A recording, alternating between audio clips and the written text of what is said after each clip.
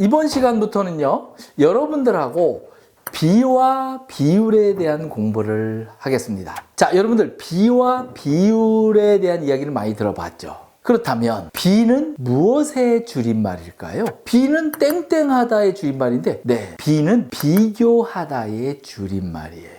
영어로 rate라고 하는데, 두 수를 비교하기도 하고 두 양을 비교하기도 하고 뭔가를 비교하는 것을 줄여서 비라고 합니다. 그래서 우리가 보통 1대2라고 비를 표현하는데, 이런 경우는 1과 2라는 두 수를 비교하는 거예요. 그래서 비란 비교하다의 줄임말이다. 자, 그렇다면 비교하려면 무엇이 필요할까요? 선생님이 하는 이야기에 뭐가 문제가 있는지 한번 보세요. 나는 나보다 수학을 더 잘해. 자, 이 말에 모순이 있죠. 뭐가 잘못됐죠? 맞아요. 나를 나하고 비교를 했죠. 그러면 안 된다는 거예요. 자, 비교하려면 무엇이 필요할까요? 비교하려면 땡땡이 필요하다? 맞습니다. 상대가 있어야 되는 거예요. 뭔가 비교할 수 있는 상대가 있어야 비교할 수 있다는 거죠. 우리가 일상생활에서 비교당하면 좀 기분이 나쁘죠. 나보다 공부 잘하는 친구한테 수학 점수를 비교당한다든지 이러면 우리가 좀 기분이 나쁜데, 비교한다는 거는 비교할 수 있는 상대가 있어야 되는 거죠. 자, 그런데 상대가 있으면 나와 상대 사이에 무엇인가가 만들어져요.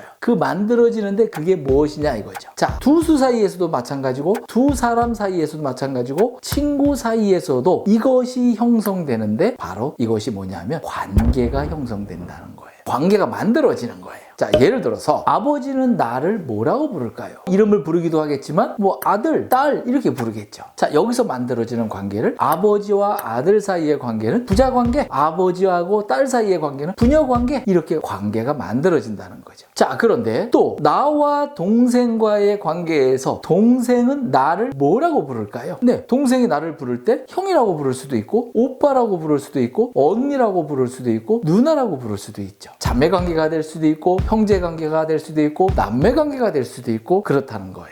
자, 한번 예를 몇 가지를 들어보겠습니다. 다음과 같은 나와 다른 사람과의 관계에서 나의 위치는 어떻게 되느냐라는 겁니다. 예를 들어서 나와 어머니 사이에서 나는 어떻게 되죠? 네, 자식이에요. 어머니와 자식 사이의 관계가 만들어지죠. 자, 두 번째, 나와 선생님과의 관계에서 나는 뭐가 되죠? 제자가 되는 거예요. 자, 나와 할아버지와의 관계에서 나는 뭐가 되죠? 네, 손자가 될 수도 있고 손녀가 될 수도 있죠. 다 통틀어서 손주라고 하기도 하죠. 자, 그 다음은요, 나와 형과의 관계에서 나의 위치는 어떻게 되죠? 네, 동생의 위치가 되는 거죠. 자, 다음으로 나와 친구와의 관계에서 나는 친구의 위치가 되는 거고, 또 마지막으로 나와 우리 집 애완견, 강아지와의 사이에서 나의 위치는 어떻게 되죠? 주인과 애완견의 관계가 된다는 거예요. 자, 그런데 여기서 우리가 알 수 있는 거, 재미난 현상이 하나 있죠. 나는 한결같이 변함이 없는 나라는 존재인데, 이처럼 어떨 때는 자식이었다, 어떨 땐 손주였다, 어떨 땐 제자였다, 어떨 땐 동생이었다, 어떨 땐 친구였다, 어떨 땐 주인이 된단 말이죠. 나는 변함이 없는 나인데 왜 나의 위치가 다른 사람과의 관계에서 이렇게 변화하는 이유는 뭐냐는 거예요. 그 변화하는 이유는 바로 뭐냐면, 나와 관계 맺고 있는 상대가 누구냐에 따라서 나의 위치가 달라진다는 거예요.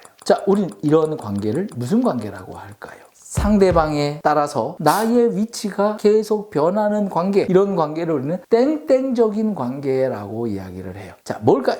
상대에 따라서 내가 변해요. 자, 바로 상대적인 관계라고 이야기를 하는 거예요. 자, 그러면 상대적인 관계에 반대되는 말은 있을까요? 내가 누구를 만나도 안 변하는 그런 관계가 있을 수 있죠. 예를 들어서 내가 선생님을 만나든 할아버지하고의 관계를 따지든 누구하고의 관계를 따져도 누구를 만나도 내 이름은 안 변해요. 또 내가 남자라는 건 안 변해요. 자, 누구를 만나도 나의 위치나 관계가 변하지 않는 거를 땡땡적인 관계라고 얘기하는데, 이런 걸 뭐라고 하죠? 절대로 안 변한다. 그래서 절대적인 관계라고 이야기를 해요. 하지만 절대적인 관계보다는 우리 일상생활에서는 상대적인 관계가 훨씬 더 많다는 거예요. 자, 그러면 한번 문제를 한번 풀어볼게요. 다음 중 서로 관계 있는 것끼리 줄을 한번 이어보자 그랬어요. 자, 첫 번째 아버지예요. 자, 밑에 두 번째 칸에 아버지하고 관계 있는 게 뭐가 있을까요? 기와집, 어머니, 하늘, 만 중에 뭐가 될까요? 네, 어머니하고 관계가 있겠죠. 자, 그리고 세 번째 칸에 어디로 가면 될까요? 네, 아버지, 어머니는 부모 쪽으로 연결이 되면 될 거예요. 자, 두 번째, 초가집 볼까요? 자, 초가집은 기와집으로 가야겠죠. 자, 기와집은 다시 건물로 가면 관계가 형성되는 게 눈에 보이죠. 자, 세 번째. 자, 백이에요. 자, 백은 만으로 가면 되고 억으로 가면 돼요. 수의 크기를 나타내는 관계인 거죠. 자, 그 다음에 마지막 땅은 어디로 가면 되죠? 땅과 하늘은 관계가 있죠. 자, 바다로 가면 돼요. 그래서 땅, 하늘, 바다는 서로 관계가 있는 이야기가 되겠습니다. 자, 이번 시간에는요.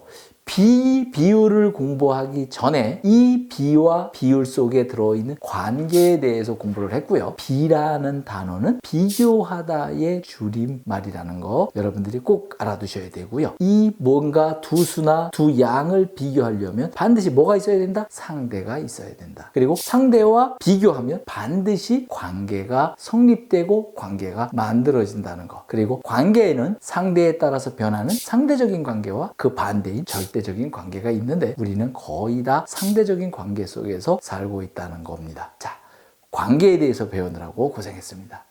감사합니다.